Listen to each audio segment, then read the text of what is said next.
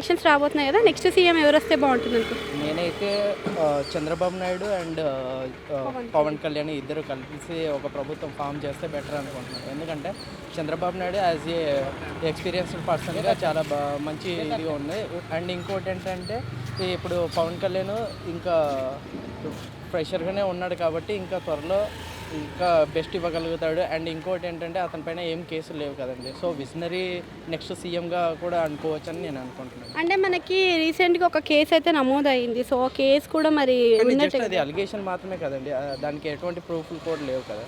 So అందుకని so Chandrababu Naidu గారు అధికారంలోకి వస్తే మరి ఉద్యోగ అవకాశాలు ఏ మేరకు సాధ్యం అవ్వచ్చు అనుకోవచ్చు? అండ్ అంటే వెన్ కంపేర్ టు ఇప్పుడు జగన్ ఉన్న ప్రభుత్వంతో పోలిస్తే ఇంతకుముందు యాజ్ ఐటీ మినిస్టర్గా లోకేష్ చేసినవి చాలా బెటర్గానే ఉన్నాయి. ఇప్పుడు ఉన్న అమర్నాథ్, గుడివాడ అమర్నాథ్ అసలు ఏం చేయలేదు ఇంతవరకు. వాళ్ళు ఏంటంటే జస్ట్ పెయిడ్ ఆర్టిస్టులుగా ఉన్నారు తప్ప ఇంకేం చేయలేదండి. నారా లోకేష్ పాదయాత్ర చేస్తున్నారు కదా, మన పాదయాత్ర ప్రజల్లో ఏమైనా మార్పు తీసుకొచ్చింది అనుకోవచ్చు? తప్పకుండా అండి, 100% నేను చెప్పగలను. దానివల్ల ఏంటంటే ఇప్పుడు యూత్కి ఒక నమ్మకం వచ్చింది. అంటే ఐటీ సెక్టర్ మనం ఏదైనా కానీ జాబులు కావాలంటే హైదరాబాద్కి వచ్చి చూసుకోవాలి తప్ప లేకపోతే మన ఏపీలో ఎక్కడనూ లేవు. ఇప్పుడు ఆయన కనుక మినిస్టర్ అయితే, ఐటీ మినిస్టర్ అయితే ఇప్పుడు వైజాగ్కి చాలా మంచి జాబ్స్ వస్తాయి, లేకపోతే కంపెనీస్ కూడా వస్తాయని నేను అనుకుంటున్నాను.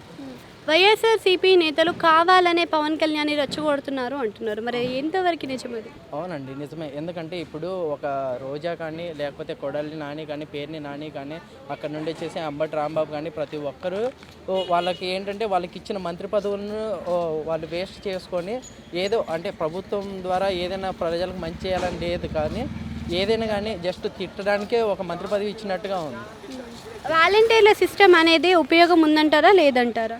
అంటే 30% వరకు ఉపయోగం ఉందండి. అండ్ మిగతా 70% ఏం లేదు. ఎందుకంటే పర్సనల్ డేటాను వాళ్ళు మిస్యూజ్ చేస్తున్నారని ఒక నెపం ఉంది కాబట్టి అది కూడా ప్రొజెక్షన్ చేశారు ఎవరు, పవన్ కళ్యాణ్ గారు. సో అది కూడా ఒక ఇదిగా ఉంది. వై నాట్ 175 అంటున్నారు కదా, మరి 175కి ఎన్ని రావచ్చు? 175కి అరౌండ్ ఒక 40 రావచ్చు అనుకుంటున్నానండి వైసీపీకి మాత్రం. మరి టీడీపీకి ఎన్ని రావచ్చు?